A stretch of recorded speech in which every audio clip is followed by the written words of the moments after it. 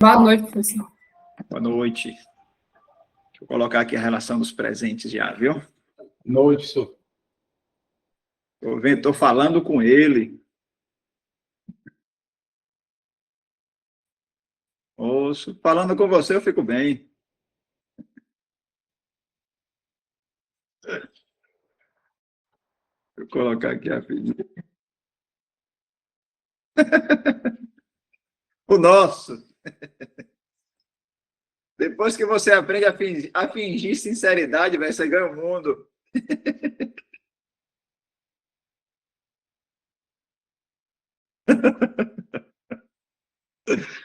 Oh, meu Deus, me dá juízo, Senhor. Pera aí, rapidinho. Adson, Belinda, Bruna.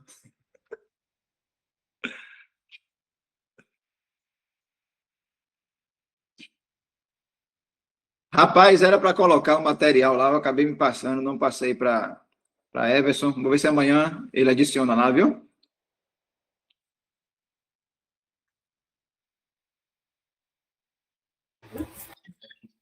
Professor, Oi.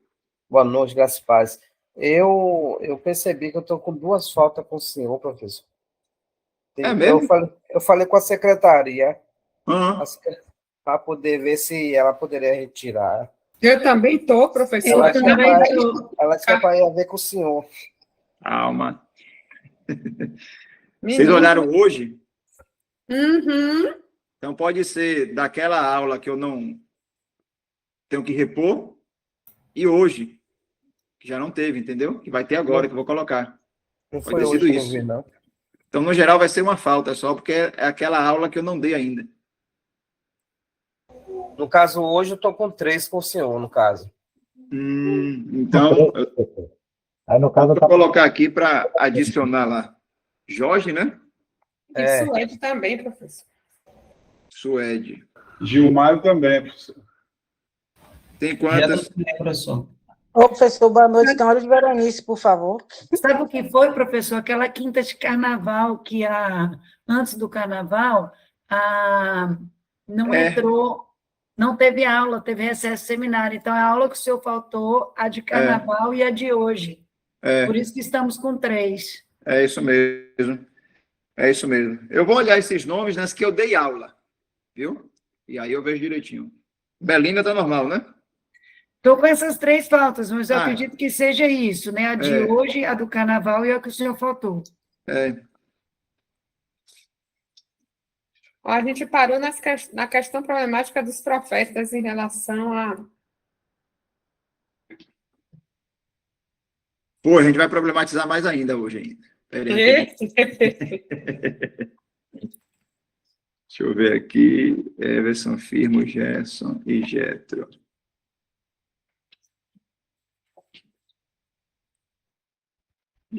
Professor Gerson está aqui, viu? Oi? Gerson está aqui. Coloquei já. E na aula passada, minha conexão caiu, mas eu estava na aula. Certo. Viu, você? Grande Gerson, meu irmão. Pai do Senhor Jesus. Pai, meu pastor Tiago, é bom falar com você. Eu estava te procurando aqui, viu? Que Deus abençoe a nós. Amém. Estou aqui quietinho.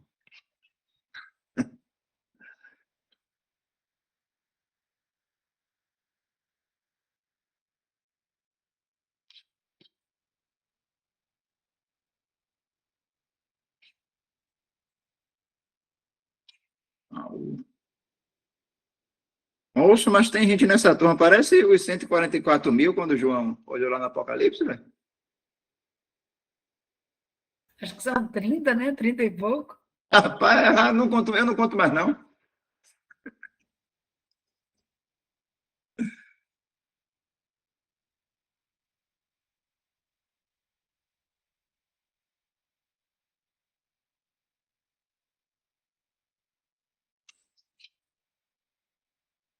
Um minuto.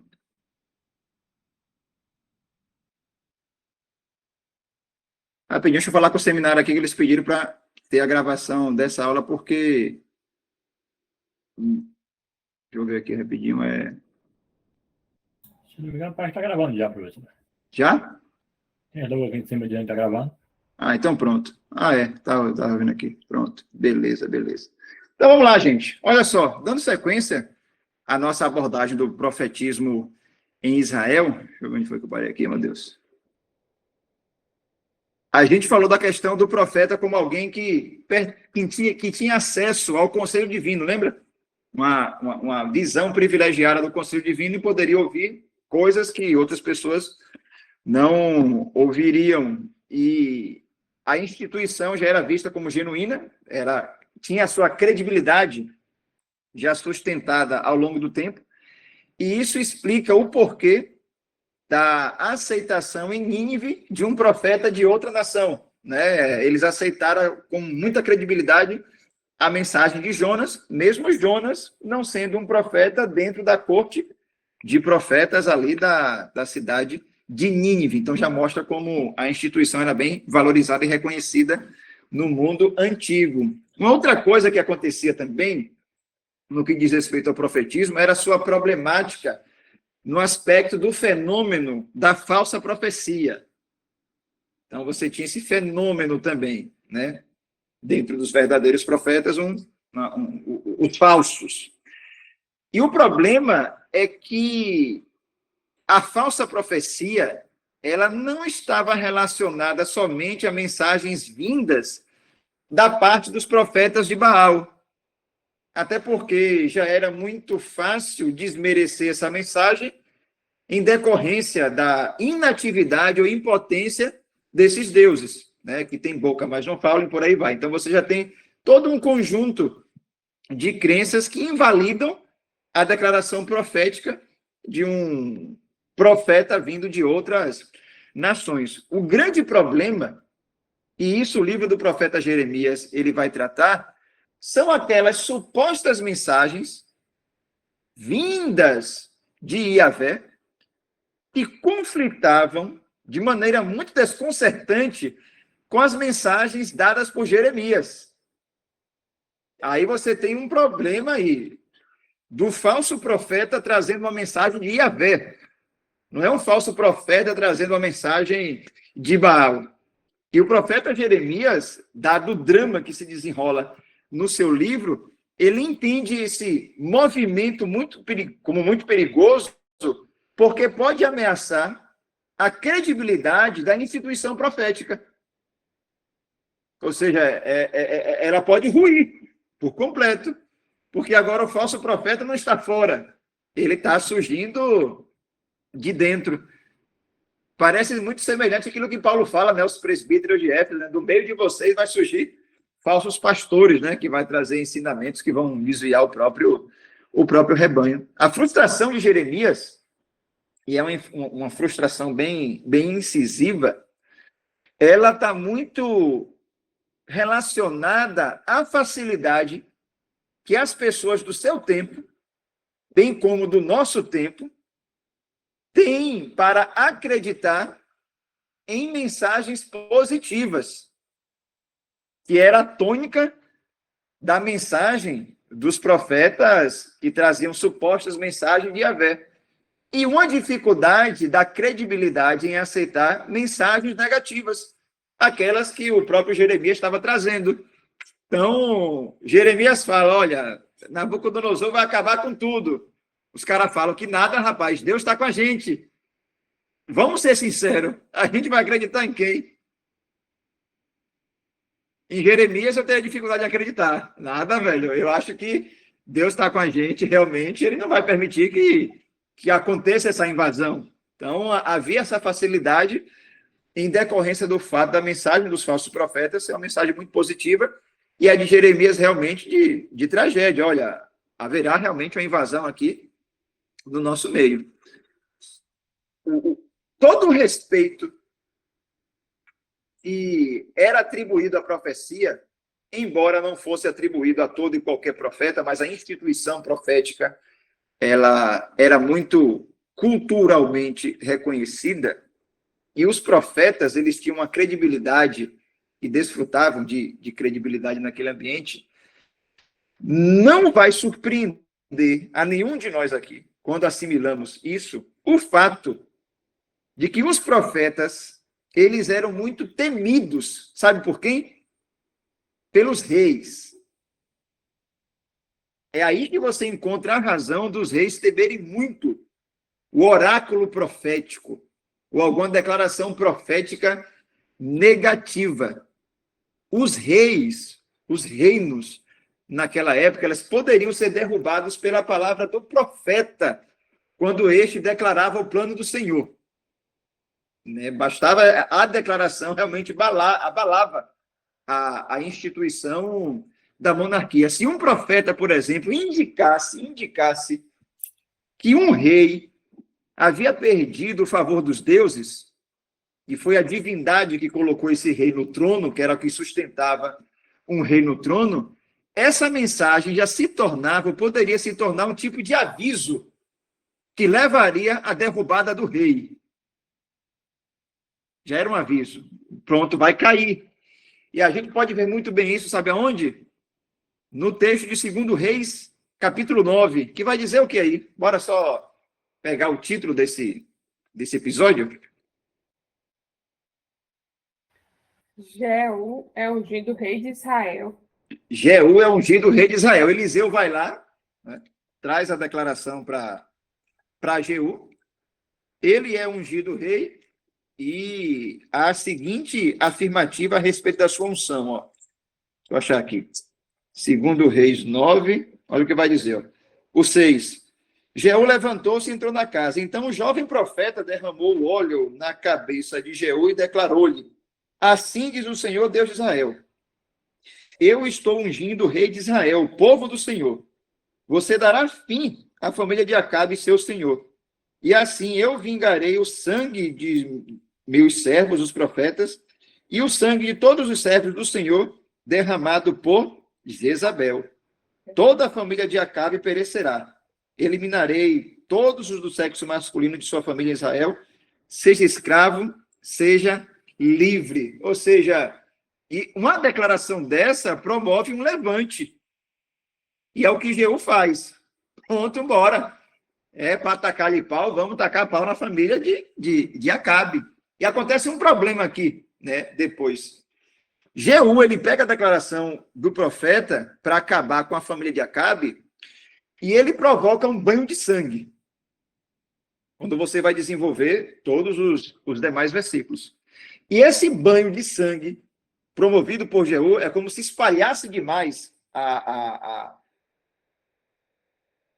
declaração de juízo divino para a família de Acabe, se espalha demais, né, a matança, que o profeta Oséias, ele faz a seguinte declaração, ó.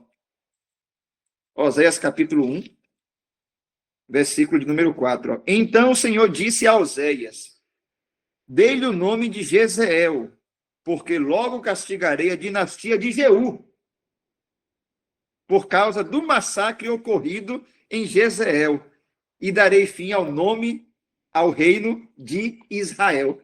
Jeú se empolgou. Né? Eu vou matar mais do que a família. Né? Então, ele extrapola. E aí agora vem uma declaração divina contra a sua própria dinastia.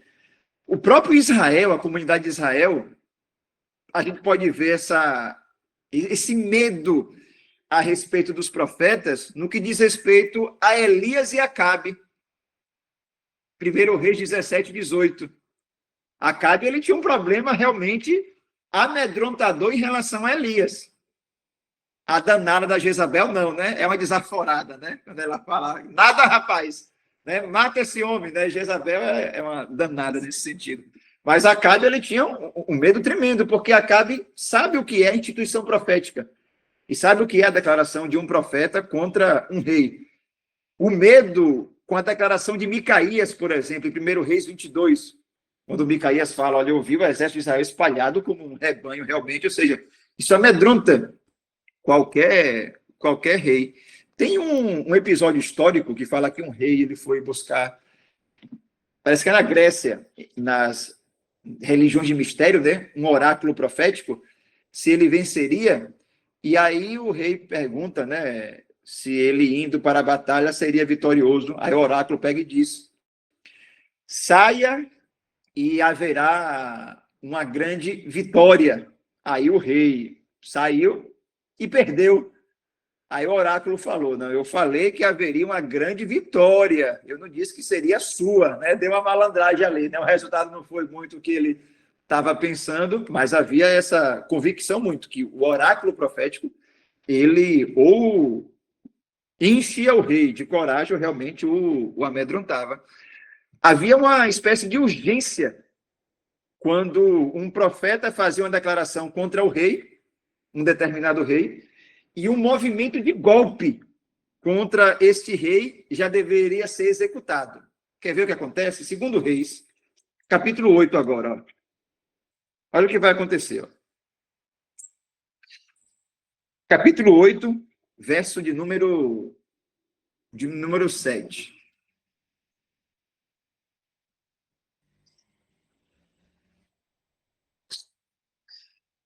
Certa ocasião, Eliseu foi a Damasco. Ben-Hadad, rei da Síria, estava doente.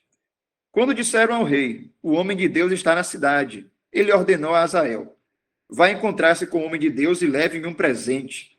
Consulte o Senhor por meio dele, pergunte-lhe se vou me recuperar desta doença. Azael foi encontrar-se com Eliseu, levando consigo de tudo o que havia de melhor em Damasco, um presente carregado por 40 camelos. Ao chegar diante dele, Azael disse, teu filho Ben-Hadad, rei da Síria, enviou-me para perguntar se ele vai recuperar-se da sua doença. Eliseu respondeu, vai e diga-lhe, com certeza te recuperarás. No entanto, o Senhor me revelou que, de fato, ele vai morrer. Eliseu ficou olhando fixamente para Azael, até deixá-lo constrangido. Bem interessante isso, né? Olho no olho, o camarada ficou sem saber realmente, vai vir coisa daí. Aí o texto diz, então o homem de Deus começou a chorar e perguntou a Azael, por que meu senhor está chorando? Ele respondeu, porque sei das coisas terríveis que você fará aos israelitas. Você incendiará suas fortalezas, matará seus jovens à espada, esmagará as crianças e rasgará o ventre das mulheres grávidas. Azael disse, como poderia teu servo, que não passa de um cão, realizar algo assim? Respondeu Eliseu, o Senhor me mostrou que você se tornará rei da Síria. Olha a declaração profética que pode provocar um levante. Aí o que vai acontecer? Ó? Então Azael saiu dali e voltou para seu senhor. Quando Ben-Hadad perguntou, o que Eliseu lhe disse? Azael respondeu, ele me falou que certamente te recuperarás. Uma verdade, né? Aí o texto pega e diz, mas no dia seguinte, ele apanhou um cobertor, encharcou e com ele sufocou o rei até matá-lo. E assim, Azael foi o seu sucessor. Por que ele faz isso? Em decorrência da fala de um profeta de que aquele rei já tinha perdido o próprio favor divino. É a interpretação que ele faz. O texto não está dizendo que Azael deveria fazer aquilo, mas a declaração do profeta para ele já lhe levanta como uma possibilidade de, não, realmente eu já vou tomar o lugar do meu senhor. Ele antecipou, né, professor? Oi? Azael antecipou a morte logo. Em decorrência da fala de um profeta. Então, a declaração profética em relação ao favor, desfavor de um rei, era carregada de muito peso. Eu comparo essa atitude de Azael, com base no que Eliseu fala, embora Eliseu não tenha pedido aquilo, com um episódio que eu conto que meu pai, quando ele trabalhava na Sucan, ele andava nas fazendas, né? Meu filho me ouve dando aula, ele vai falar, minha mãe, meu pai está contando história quando dá aula, viu? Aí ele ficava a semana fora, e aí andando pelas fazendas do combate de malária, disseram para ele, seu malária, que era como ele era chamado, né? Você soube que fulano de tal está fugido e já matou uma pessoa aqui em uma dessas fazendas. Aí papai pegou e orou, falou, Senhor, me livra da aparência do homem mau. Passou alguns dias, falaram para ele, seu malária, o senhor soube que aquele homem mataram? Aí papai pegou e falou, Senhor, eu não pedi para matar. Eu só pedi para me livrar da aparência dele. Aconteceu mais ou menos esse episódio aqui de Azael. Eliseu não está pedindo nada disso, né? Mas foi a opção dele mesmo. Outra coisa que a gente pode encontrar da importância da instituição profética e de uma declaração profética. A condenação divina de um rei implicitamente oferece o apoio divino àquele que vai depor esse rei. Né? Oferece, ou seja, Azael está se sentindo favorecido com a sua própria ação. Isso não quer dizer que Deus esteja favorecendo a ação dele. É somente uma declaração profética a respeito daquilo que ele iria fazer. É por causa disso, né, desses dois exemplos aqui, que o anúncio de Samuel sobre a perda do favor de Saul é tão devastador.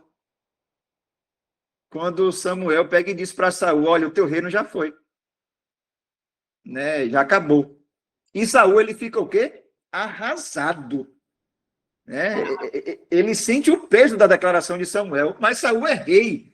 Ele poderia desconsiderar qualquer declaração de Samuel, mas ele entende o peso que é a instituição e o peso que é uma declaração nesse sentido. Quem quiser anotar os versículos, é 1 Samuel 13, do 1 ao 15, e 1 Samuel 15, do 11 ao 35. Ó, professor, só que eu me lembrei também de Micaías, né? Sim, sim. Micaías 1 Reis 22. Uhum. É carregada de muito peso esse tipo de declaração.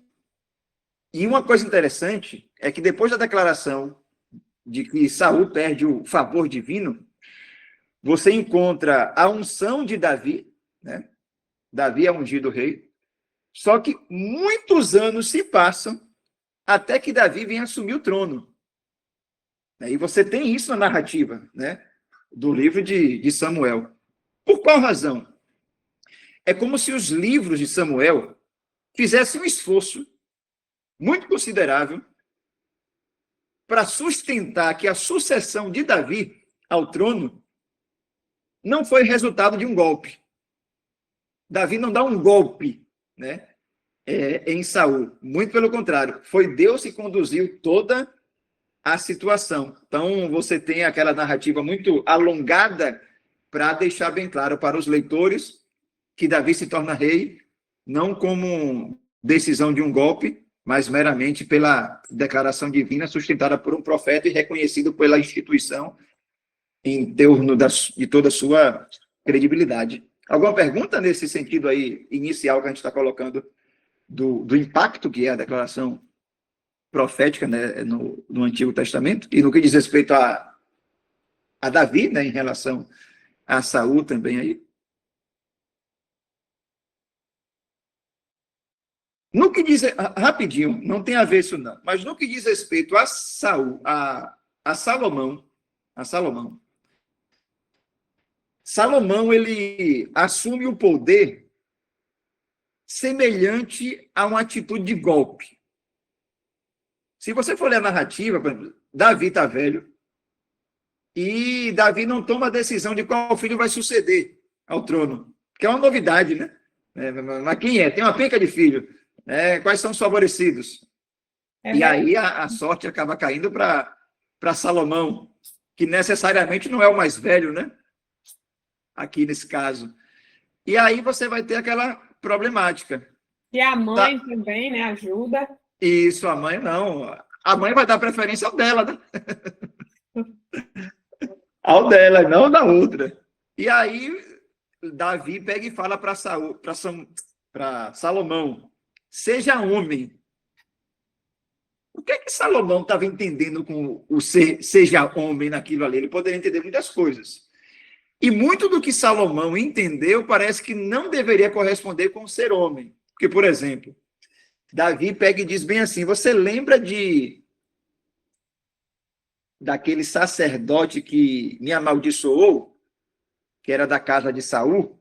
Lembra que tem um camarada lá que lança pedras em Davi? Davi fala: não, deixa ele para lá. Não fala não, né? Se Deus está usando, deixa ele falar suas palavras. Aí Davi diz o quê? Lembra dele? Pode matar. Peraí, mas Davi falou que ele não morreria.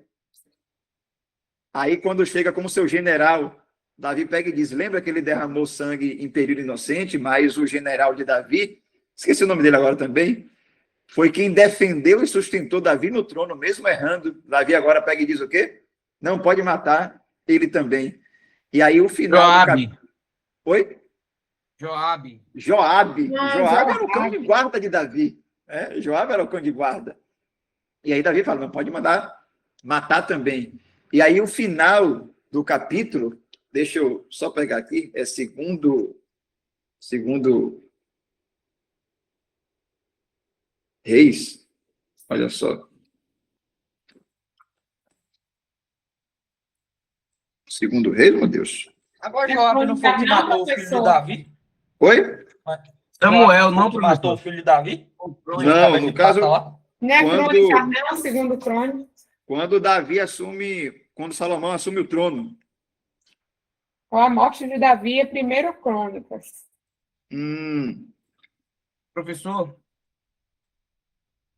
Não. Oi. essa situação aí de Davi falar com Salomão para pegar Joabe, eu também sempre fiquei me questionando, né? Porque realmente ele foi um grande, inclusive contra Absalão também, que se levantou em oposição a Davi, e Joabe teve um papel ali fundamental em derrubar aquela usurpação do trono. Mas eu acho que Davi nunca tolerou, nunca desceu a garganta dele aquela morte de Abner. Acho que Sim. foi aquilo ali. Isso, ele não engoliu fácil. Só que quando você olha, Joabe ele erra mais na tentativa de proteger o próprio Davi. O problema de Joabe Exatamente. Boa intenção. isso, mas errou, né? Até se proteger, né? Com medo de morrer. Não, e tem uma outra questão. Joabe, quando Davi fica todo confuso, eu achei aqui, é 1 Reis, quando Davi fica todo confuso em quem vai assumir o trono, e aí o filho mais velho dele acaba declarando, né, que é rei, Joabe vai lá e aposta nele. Apostou no cavalo errado, né? E aí ficou meio que embaraçada a situação dele com Davi, mas eu acho que faltou muito da parte de Davi no final do seu reinado. E os conselhos que ele dá a Salomão não são conselhos louváveis. Ainda que você encontre um comentário ou outro tentando justificar, a gente não precisa defender Davi. Ele é um personagem como qualquer um de nós. Não é o herói da história. O herói é o próprio Deus que o escolhe para que nele se cumpra realmente a sua vontade. E aí, dados os conselhos que ele dá a Salomão, o capítulo 2, no versículo de número 45, a parte 46, a parte B, vai dizer bem assim, ó. Assim o reino ficou bem estabelecido nas mãos de Salomão. Assim. Mas quando você olha os versículos anteriores, esse assim é com base em derramamento de sangue. É assim que ele deixa bem estabelecido, né, o reinado. Então você vê uma nota negativa neste aspecto aí. Não tem a ver com o profetismo, mas como Davi ficou envolvido aqui na questão de não ter feito nada para dar um golpe em Saul, quando ele aconselha dar Salomão, não é um conselho tão louvável nesse sentido. Eu já expliquei a vocês por qual razão Davi é o homem segundo o coração de Deus, né? Já expliquei, foi na primeira aula. Pronto. Deixa para lá, Suai, deixa para lá. Ô, Bruno, Olha expliquei só. de novo, eu não me recordo, não. Hã? Expliquei novamente, não, por favor. Eu não me Não, recordo. explicar não tem graça, não. Só presta a primeira vez, só. Ah, tá. Então depois manda aí no privado. Pronto. Ô, Tiago, não, o que eu falei é o seguinte, a razão de Davi ser o homem segundo o coração de Deus é porque Jesus sempre foi o primeiro. Por isso que ele é segundo o coração. Responda isso no seminário. Hã? Não diga isso, não. Aí você me desmerece como professor.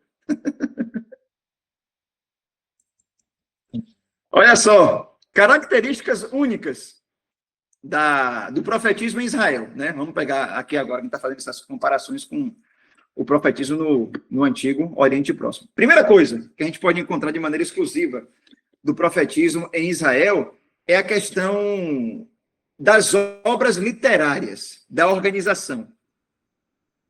Você vai ter a seguinte distinção: profecia escrita e profecia literária. O que é a profecia escrita? É quando o oráculo profético ele é transcrito em um discurso para ser preservado em um arquivo, para substituir a própria palavra falada. Então, você transcreve. Isso é uma profecia escrita. Você vai encontrar isso no mundo antigo. A profecia literária, que é algo exclusivo do Antigo Testamento, da cultura israelita veterotestamentária, tem a ver com a interpretação escrita da profecia. Não é necessariamente a transcrição, mas a interpretação escrita da profecia. Com qual sentido? Para que ela possa ser recontextualizada em novos ambientes. Então, há uma interpretação daquilo que Deus trouxe ao profeta, essa interpretação é colocada em texto escrito, e agora ela pode ser readequada em novas situações. Isso é característico dos livros dos profetas do Antigo Testamento, que são aqueles profetas do período clássico, os profetas escritores, né? Jeremias, Isaías, Amós, e por aí vai. Diferente dos profetas do período pré-clássico, Elias, Natã, onde você não tem escritos das suas profecias, feitas por eles mesmos, né? É diferente dos profetas literários. Então, você tem algo exclusivo em Israel nesse sentido. Uma observação aqui, quando fala a respeito da interpretação escrita da profecia. Quando a gente olha Apocalipse, né? E Apocalipse é um escrito profético. Na verdade, Apocalipse ele vai reunir 3 conjuntos literários, né? Profecia, carta e apocalíptica. Mas quando você entende isso, João, quando ele escreve o Apocalipse, ele não está querendo descrever como as coisas aconteceram com ele, como se fosse um relato de como aconteceu. Não. João ele recebe a profecia e aquelas visões na ilha de Patmos, sai da ilha de Patmos, a gente pode entender isso pelo texto, refletiu ao longo do tempo, não sabemos quanto tempo, tudo o que ele ouviu e viu, e agora desenvolve na sua pena o significado de tudo isso. Então, ali você tem um texto pensado. Ele não necessariamente está transcrevendo tudo da forma como lhe ocorreu, mas interpretando de maneira literária tudo aquilo que se passou com ele. É por isso que em Apocalipse 1:9, você vai encontrar João dizendo bem assim: eu, João, estava na ilha de Patmos. O que dá a entender que quando ele escreve o livro, ele está fora da ilha, mas ele recebe lá a revelação. E o próprio Eusébio, ele vai trazer a possibilidade histórica, dentro da tradição, de que João, ele sai da ilha de Patmos e ele não morre naquela ilha. Mas é só esse exemplo de um texto onde você tem alguém pensando realmente o que lhe ocorreu, e ali você tem a própria interpretação joanina no significado daquilo que aconteceu com ele. Tá dando para assimilar isso aí? Ó, professor, então esse texto de João do Apocalipse, ele seria então uma obra literária? Ele vai ser uma profecia apocalíptica em forma de carta. É isso que se enquadra o livro do profeta João, né? Do profeta João. No caso, ele não seria nem obra literária, nem escrita, ele não seria? Não, ele faz a junção de 3 conjuntos literários, que é a profecia, apocalipse e a carta. Ele faz a junção desses 3. Então, ele embanana muita coisa ali, né? Ele coloca tudo em um único conjunto literário, que é o seu Apocalipse, né?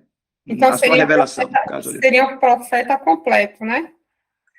Ele acaba sendo um escritor de carta, ele acaba sendo um profeta e ele acaba sendo também um visionário, porque ele escreve um Apocalipse, né? Então, ele tem muitas imagens colocadas ali. Então, é um texto bem denso teologicamente. Então, é um texto muito pensado nesse sentido aí, viu? Eu não sabia que ele tinha saído para refletir depois.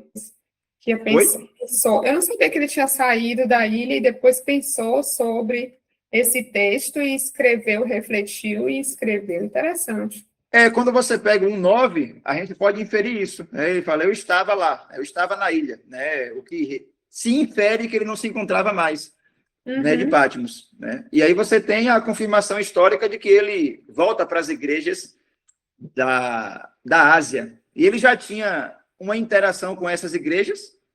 Nas próprias mensagens às igrejas, ele deixa transparecer isso, e depois ele envia aquelas mensagens proféticas a cada igreja. Né? É bem legal esse sentido aí da profecia junina.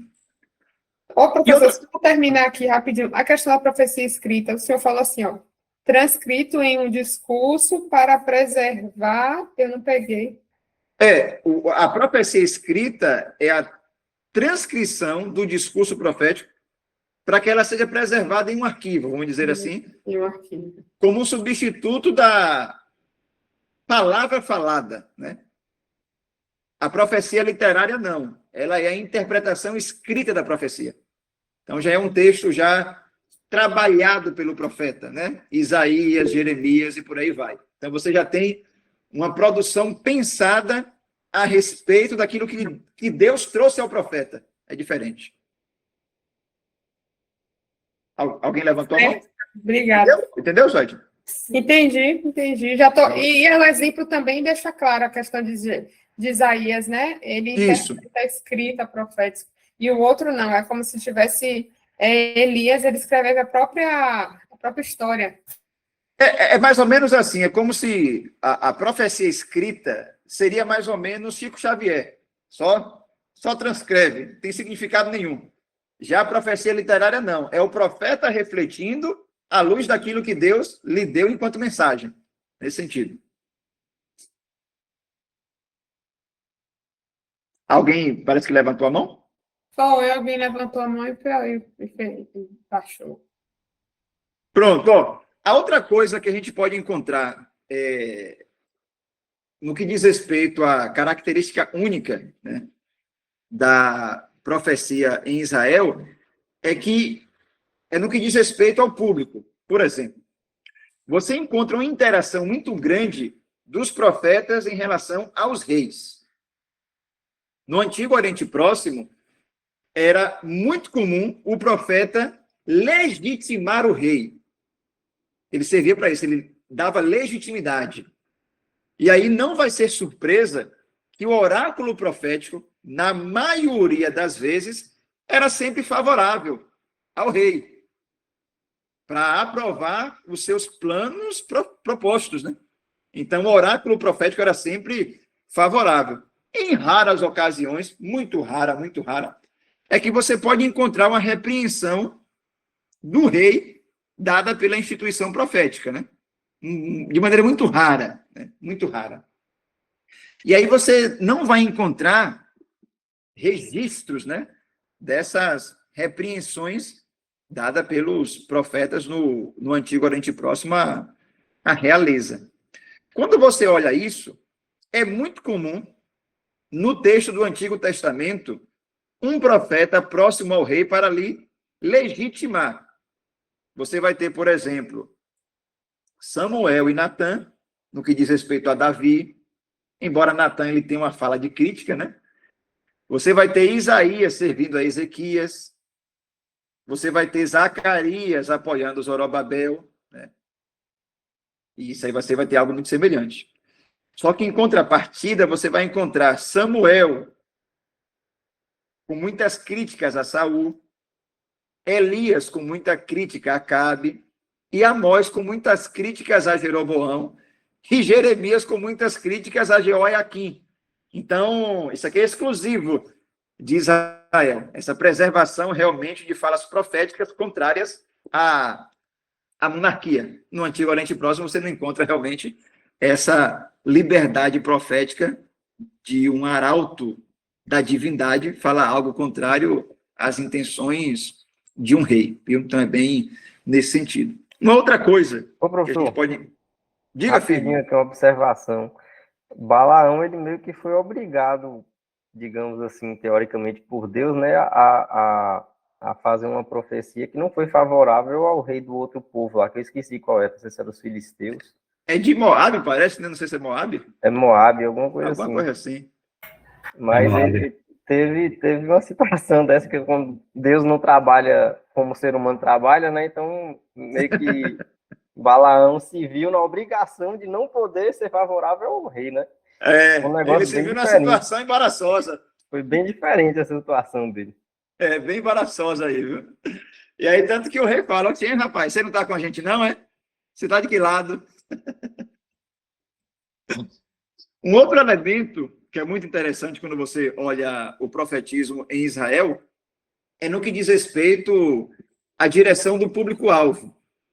Dos reis, né, como um público-alvo exclusivo do antigo Oriente Próximo, e um foco na audiência mais ampla de muitos profetas israelitas que faziam essa abordagem.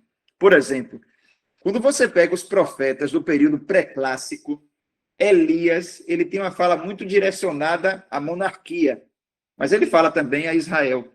Então você encontra algo muito semelhante, de uma fala direcionada ao rei. Quando você pega os demais profetas do período clássico, o que você encontra é uma democratização do público. Não somente a exclusividade da corte na fala profética, mas o anúncio profético direcionado também ao povo. Isaías, Jeremias, Daniel, os 12 profetas, eles trazem uma mensagem à nação.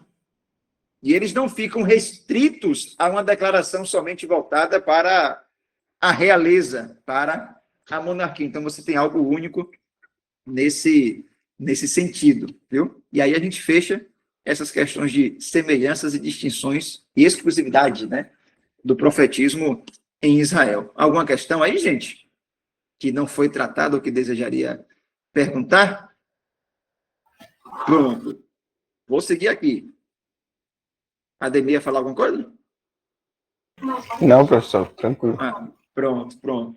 Olha só, vamos abordar rapidamente aqui, para fechar, né, já 9h30, categorias das mensagens proféticas. Né? Como é que a gente pode estratificar as mensagens? Elas têm natureza.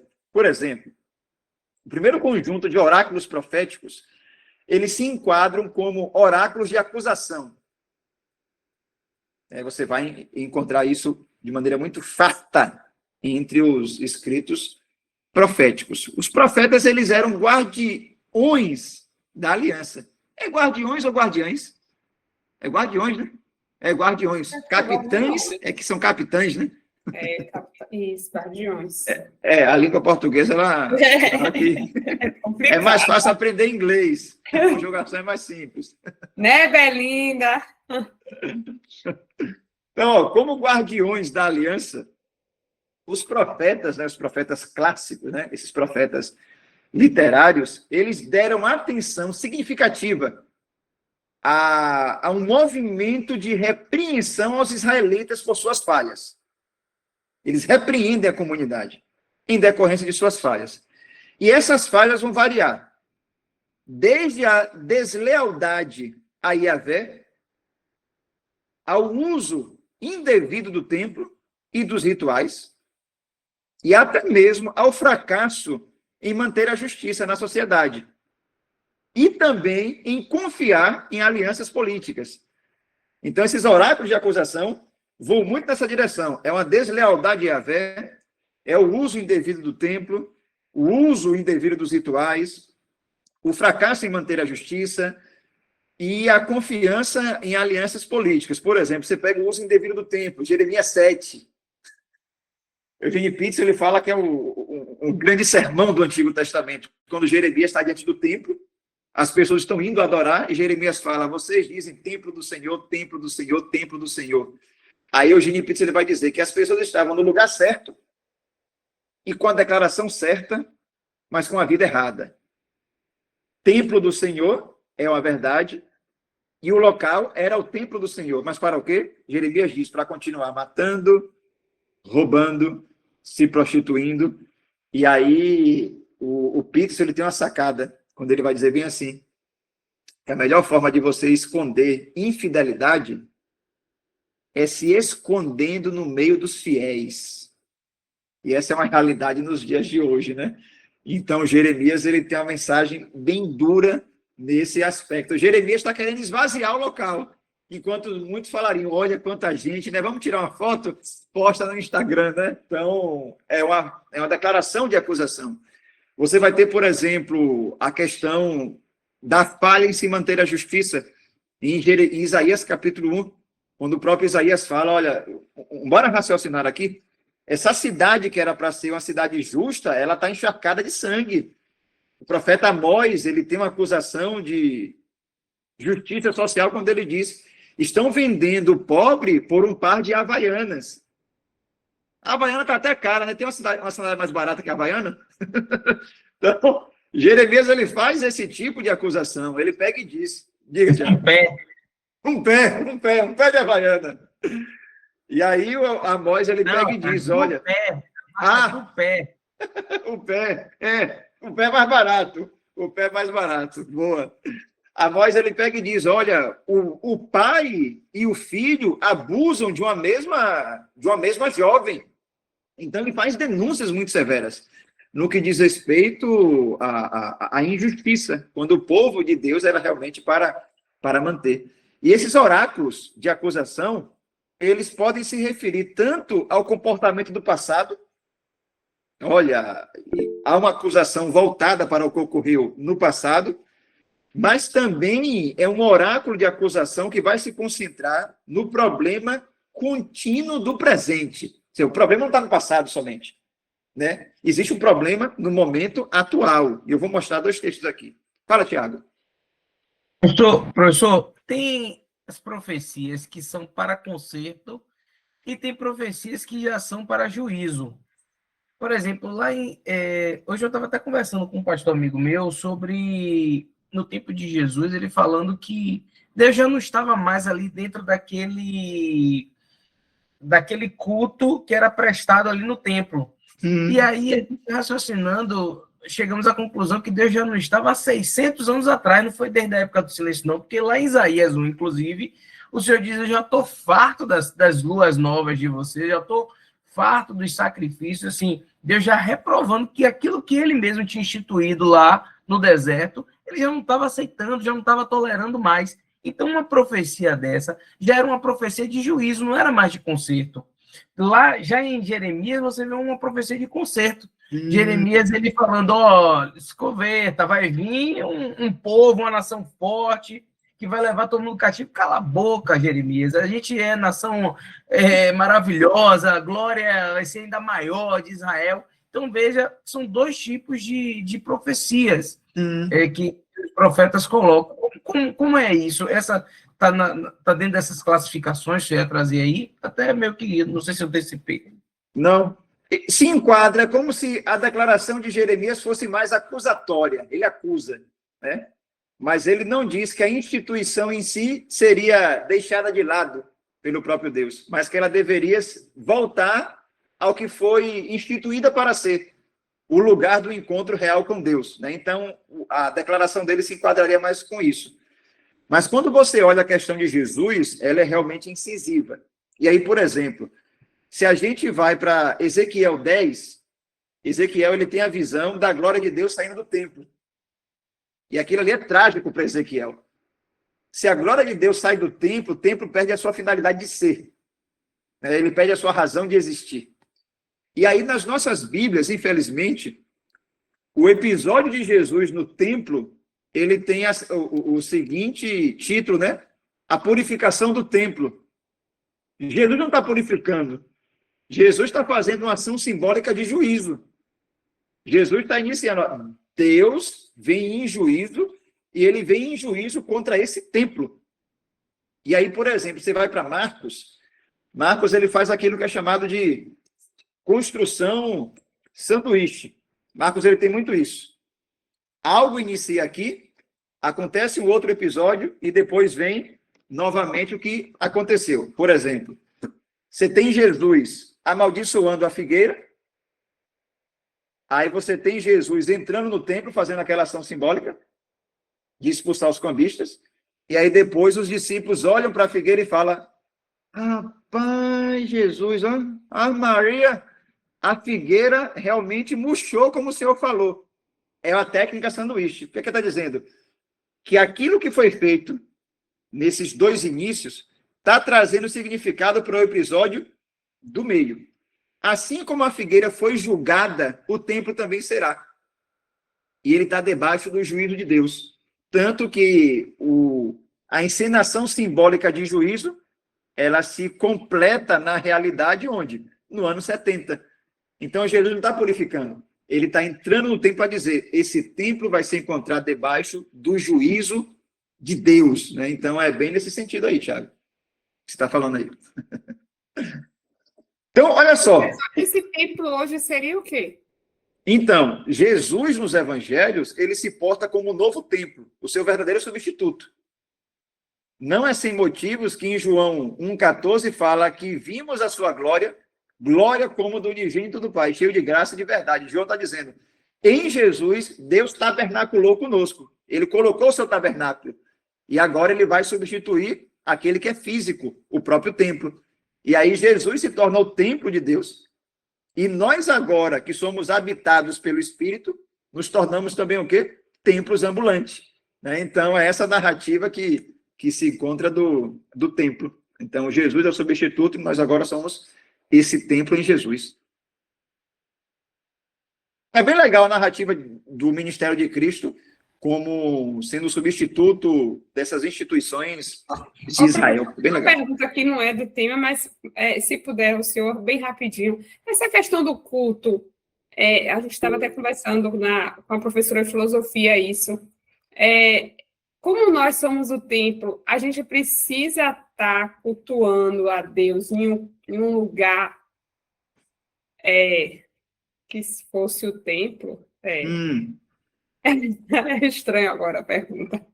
Não, acho que eu estou entendendo. Olha só, o local onde nós cultuamos, ele não é sagrado por si só. Ele não é mais santo ou mais próximo de Deus do que qualquer outro lugar. Né? Ele é simplesmente um espaço propício para o ajuntamento congregacional. Ou seja, desde o início, os cristãos entenderam a importância de se reunirem para o culto. Porque o culto para os primeiros cristãos era mais do que somente um elemento religioso. Era um ato político. Quando as igrejas se reuniam em diversas comunidades de lealdade a Jesus, era que ato político? Eles estavam dizendo que a lealdade dele estava restrita a um único Senhor. E esse Senhor não era César. Era aquele que tinha morrido e ressuscitado. E pelo fato de serem leais a esse Senhor, eles tinham uma forma de reorganizar o mundo que não era ao modo romano, mas ao modo de Jesus. Então, a importância desse ajuntamento era muito nesse sentido. Não para dizer que o local era mais próximo ou mais santo do que outro. E não se cultuava a Deus para se entrar na sua presença, como às vezes nós falamos, né? Estamos entrando em sua presença. Se cultuava a Deus para que se tivesse mais consciência dessa presença ao longo do dia, que era tão presente quanto no próprio culto.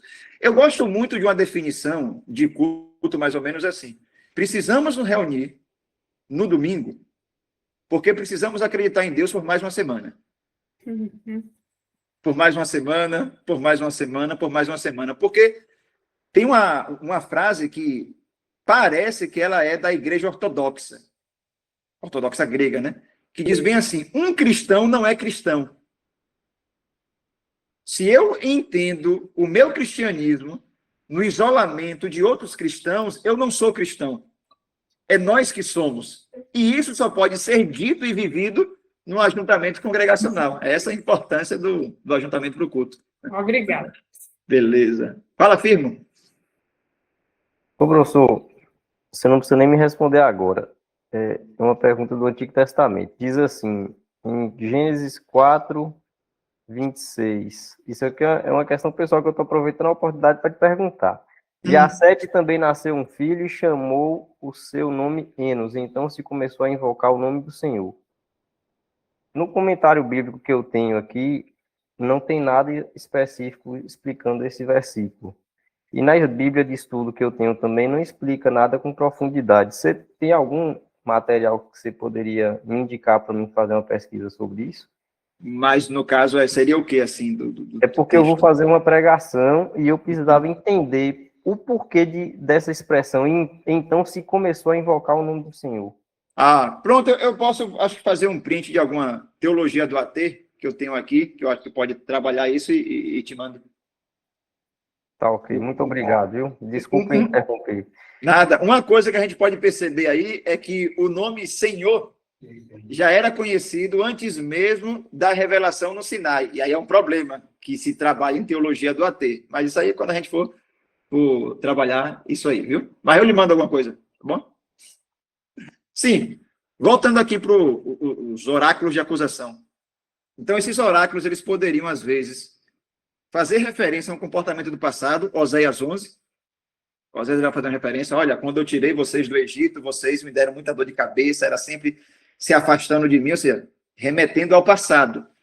Mas, ainda assim, esse oráculo de Oséias, que faz referência ao passado, ele tem uma concentração com os problemas do presente, mas vocês continuam assim, né? Seu problema não está lá no passado, o problema se encontra também aqui.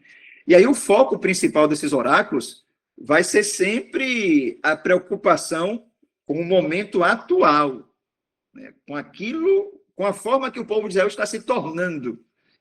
E é interessante que a audiência de Israel, diante do oráculo profético, poderia até reclamar como uma forma de tirar sua responsabilidade atual, dizendo que estavam sendo punidas pelos pecados dos seus pais. Duas referências aqui. Jeremias 31, 29 ao 30, e Ezequiel 18, 2 ao 4, que fala, né? Os pais comeram uva e o dente dos filhos aqui se desbotaram, né? Aí Jeremias e Ezequiel falou, acabou com a palhaçada. É quem está comendo uva, é que está desbotando os dentes. Ou seja, o problema é da comunidade atual.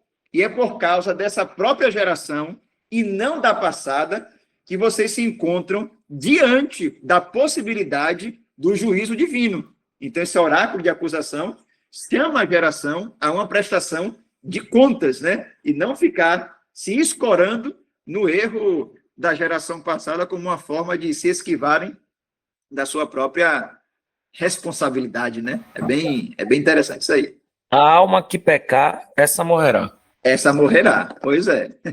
O profeta Ezequiel ele já quebra já essa perspectiva aí. Deixa eu ver, acho que dá para a gente pegar outra coisa aqui. 9h46, dá tempo ainda. Oráculo de julgamento, né? Bora pegar aqui. O oráculo de julgamento, ele vai trazer palavras de maldições que vão estar relacionadas sempre à aliança. Ou vão ser declarações de maldições mais específicas. Por exemplo, um oráculo de julgamento com a declaração de maldição específica. A Babilônia, os assírios vão invadir isso aqui. Os assírios, o reino do norte, e os babilônios, o reino do sul. E o que é que vai acontecer? Não, vai acontecer uma destruição total de todo esse ambiente. Ou seja, a denúncia e o julgamento estavam sempre vinculados. Então, você tem uma acusação, você tem uma denúncia, e logo, imediatamente, também você acaba tendo um oráculo de julgamento, né? Então, você faz a denúncia do erro e fala, olha, preste atenção, né? O juízo divino ele será derramado. Uma outra coisa que a gente aprende do oráculo de julgamento é que o julgamento ele poderia ser evitado. Ele não é predeterminado e inevitável. Ele não é fatalista. O oráculo de julgamento futuro, ele está condicionado à forma do povo responder no presente. Então, a declaração de juízo, de julgamento, ela não é fatalista. Existe uma criação de um futuro possível, que é o oráculo do julgamento, mas a intenção de evocar uma resposta no presente. Que resposta é essa? É que a audiência se arrependa e realmente o juízo não caia sobre eles. O exemplo que nós podemos dar é o quê? A profecia de Jonas. Em 40 dias, Nínive será destruída. Ou seja, a projeção do futuro era para evocar uma resposta no presente. Se fosse fatalista e já determinada em absoluto, de nada adiantaria o arrependimento comunidade. O jejum, né? O jejum, isso. Então, a projeção do futuro é sempre evocando uma resposta no presente, viu?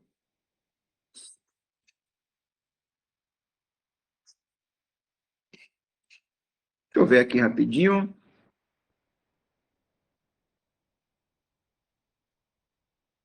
E o último, oráculo de instrução, que a gente tem também. O oráculo de instrução é como se ele estivesse reunindo denúncia e julgamento. É como se estivesse juntando as duas realidades. Como se fosse um processo. Professor, Oi.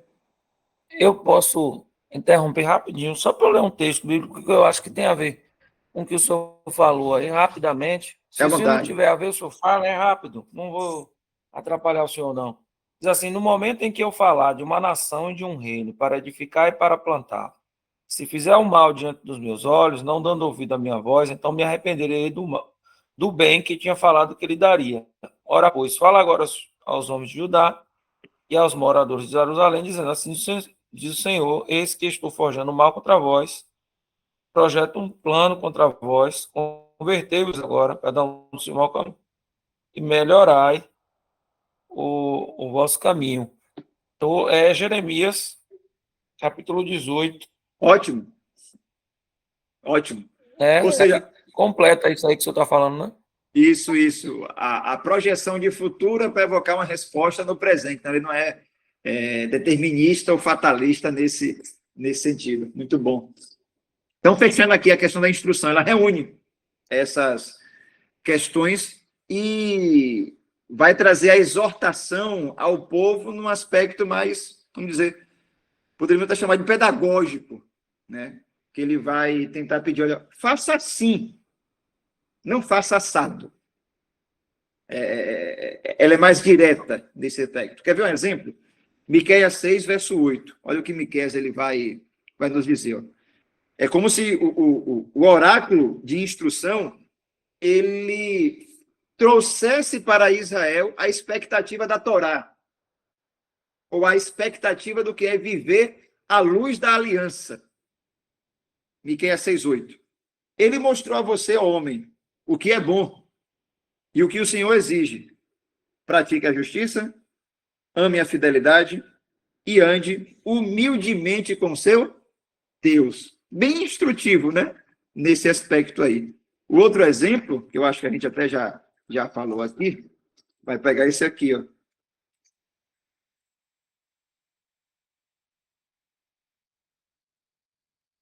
É Miqueias o quê, professor? 6:8. Obrigado.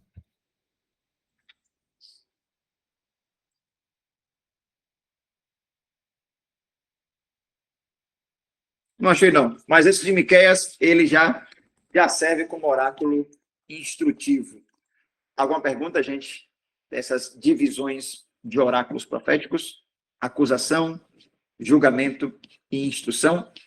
De julgamento, lembre sempre disso. A projeção do futuro é para evocar uma resposta no presente. O pecado do homem é tão grande que ele acaba se fechando em si mesmo e não se colocando como alguém aberto a ouvir a declaração divina em relação ao futuro, se ele continuar do mesmo jeito. Quer ver um exemplo que a gente pode dar isso aí, do próprio livro do Apocalipse, quando ele vai falar a respeito dos juízos que caem sobre o mundo e aqueles que não pertencem à comunidade do Messias Jesus, João ele vai dizer, eles não se arrependeram, continuaram blasfemando, mas de Deus, ou seja, não ouvem a ação divina que busca levar ao arrependimento. Tem um autor que ele fala bem assim, quando Deus é contra o seu povo, é na intenção de trazer o seu povo para ele. Você pega isso da mensagem profética às 7 igrejas, né? Tenham contra você isso, mas é na intenção de trazer as suas igrejas para ele. Fala, Mércio. E aí a gente fecha. Professor, mais uma pergunta rapidamente, né? O senhor citou o texto aí. Os pais falam uvas verdes dos filhos era que se soltavam. Eu já vi, né? E claro que não é baseado nesse, mas eu não sei se hoje se fala muito nisso, mas há 20 anos atrás eu ouvi muitas pessoas falando sobre maldição hereditária, né? Não sei se está na linha aí que o senhor está falando, mas o senhor citou alguns textos que vai contra essa, pelo menos é o que eu entendo, né? Vai Ah. contra essa linha de entendimento. O que é que o senhor pensa sobre isso? Ó, quando você pega até aquela sustentação em Êxodo, né, que Deus pune o pecado dos pais nos filhos até a terceira e quarta geração, né, daqueles que Isso aí, me... usava esse texto aí. Eles baseavam nesse texto aí, né? Isso. É como se a comunidade de Israel estivesse sustentando nisso, né, no texto de Êxodo. E aí, quando você olha uma coisa aqui, Êxodo 20, eu só leio novamente para não errar a declaração, diz bem assim, ó, que castiga os filhos pelos pecados dos seus pais até a terceira e quarta geração daqueles que me desprezam. O que é que eu entendo daqui? Deus, ele pune a próxima geração e anda no mesmo pecado da geração anterior. A punição, ela não é arbitrária. É a mesma punição da geração anterior, daqueles que me desprezam, né? Só que o texto, ele não foca no juízo, ele foca na graça. O juízo vai até 3 gerações, mas a misericórdia até 1000. Se você contar uma geração com 25 anos, sabe de quantas gerações de Moisés até hoje nós tivemos? 125. Imagina em 1000 gerações, é muito tempo, né? Então, o autor está focando mais na graça, mas ali não dá para sustentar a maldição hereditária, né? Se o meu pai foi punido por um pecado e eu andar no mesmo pecado, eu serei punido da mesma forma, né? Então, a punição divina, ela nunca é arbitrária, né? É uma consequência necessária da decisão tomada. Eu vou usar a analogia. Se o meu pai cerrou o galho onde ele mesmo estava sentado, não queira serrar o galho e achar que vai acontecer algo diferente com você. Então, seria mais essa analogia que eu procuro usar nesse sentido. Talvez fosse esse o entendimento, né, professor? Por que que eu estou perguntando, não é porque eu tenho dúvida nesse sentido, né? Porque eu já ouvi falar muito, né? E eu sei que o senhor tem propriedade, né, para falar, por isso eu queria ver sua visão. Eu acredito que o povo pensava dessa forma, porque eu falo não só o povo de agora, né? Até talvez o povo de Israel, por quê?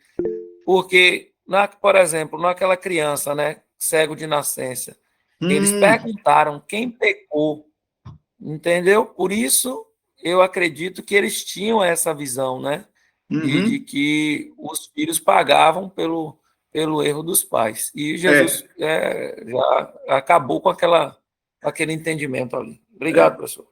Beleza, beleza. Everson, rapidinho para a gente fechar.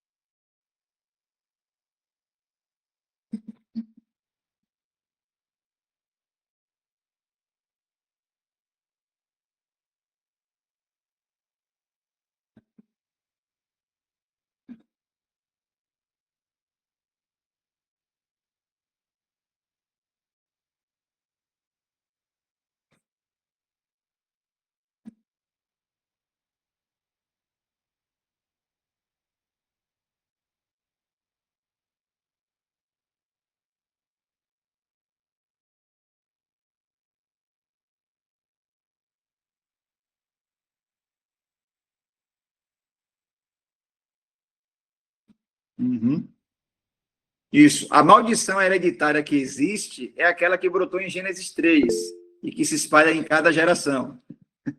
Pecado, né? Pecado com P maiúsculo, como esse agente de destruição antidivino e anticriação, né? É isso aí que é hereditário. Que Jesus também tira lá na frente, né? Isso, isso. Vou fazer aqui a relação dos presentes, viu?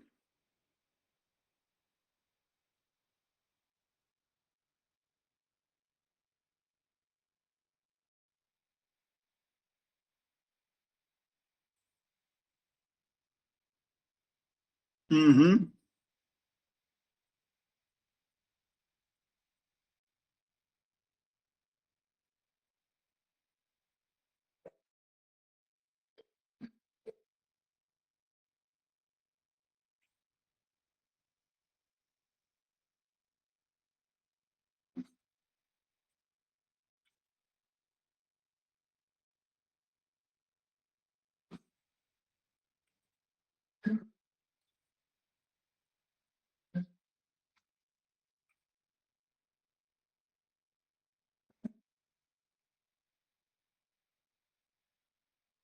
Uhum.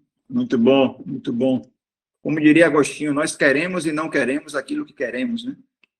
É a problemática nossa. Deixa eu fazer a leitura aqui, viu? Ademir, Adson, Belinda, Bruno, Caio, Everaldo, Everson, Firmo, Gerson, Getro, Giliade, Gilmário, João Pedro, Jorge, Marcos Antônio, Marcos Vinícius, Mércio, Paulo Henrique, Reinaldo, Suede, Tiago, Valquires, Veranice e Wesley. Faltou alguém? Eu, professor. Quem? Magdiel? Magdiel. Espera aí, Magdiel. Pronto. Mais ninguém, né? Beleza. Professor, falou Cleiton? Quem? Cleiton? Cleiton. Deixa eu olhar só aqui, Cleiton. Espera aí. Não, Cleiton não. Mais alguém? Não, né? Pronto. Vou pedir a Tiago que nos traga uma palavra de oração. Tiago sumiu? Estou aqui, professor. Pronto. Nos traga a palavra de oração, agradecendo por esse momento que tivemos hoje. Amém. Oremos. Pai, nós te louvamos, nós te bendizemos e nós te agradecemos. Senhor, muito obrigado, Senhor, pela oportunidade de estarmos aqui aprendendo mais de Ti. Senhor, tudo o que estamos fazendo aqui é única e exclusivamente para louvor da Tua glória. Nos concede, meu Pai, uma noite de paz, uma noite tranquila na Tua presença. Nós te agradecemos pela vida do professor, meu Deus. Continue a inspirá-lo, a conduzi-lo, para que ele seja a boca do Senhor aqui na terra e nos traga, meu Pai, a inspiração, nos traga, meu Pai, o entendimento acerca da Tua palavra. Nós te louvamos e te agradecemos no nome de Jesus. Amém. Amém. Pessoal, Deus abençoe. Bom final de semana. Até quinta, Deus permitir, viu? Amém. Obrigado, até quinta. Boa noite. Valeu, bravo. Boa noite. Um abraço.